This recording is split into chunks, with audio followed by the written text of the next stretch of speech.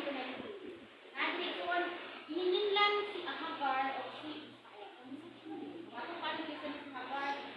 And so in verse 9, isa kad daw ni Ana, si Ismael na anak ni Abraham o ni Hagar, nga inutuhano nagtula uban kang Isaac anak ni Sarah.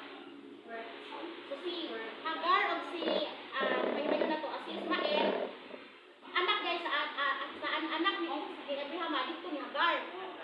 Okay. Okay, so kumbaga sukol sila sa papa ni Isaac. So pagkakita ni Sarah ni Ini, tingnan niya si Abraham. Papahawaan inipon na babae pag niyang anak so si Hagar ma-slave o ulipon nila ni Abraham.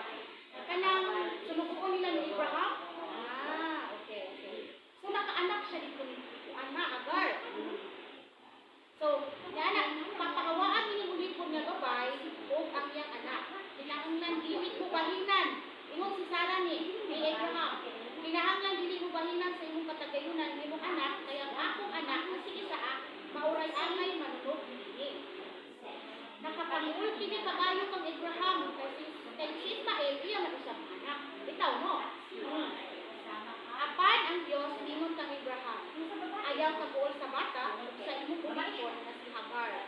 Buhata ang iyong kanimo ni Sarah kay pinaagi kang Isaac na imo mga kaliwat na akong isaan. Hatagan ko usab og daghang anak ang anak sa ulipon aron mahimo silang nasod kay siya usab imo man anak. Sayo sa pagabuntag gihatagan ni Abraham si Hagar og palanmon og tubig sulod sa panit nga sudlanan. Ipasungay niya ang batang ng Hagar ug iyang gipalakaw. Palakaw ni Abraham ang Hagar ug Ismael. Una milakaw si Hagar ug naglatagaw sa kamingawan sa Beersheba. Sa nahugtan na siya silang duharan niya at pagina. Sa nahugtan na siya tubig, bigyan niya ang bata ubos sa usap na santinit. O pilingkod siya sa damit niya may mga 100 metros.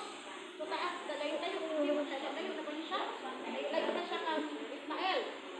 Ang gilayon gikan sa bata. Nahingon sa iyang pagalingon, dili ako makakako pagsuko na mamatay ang bata.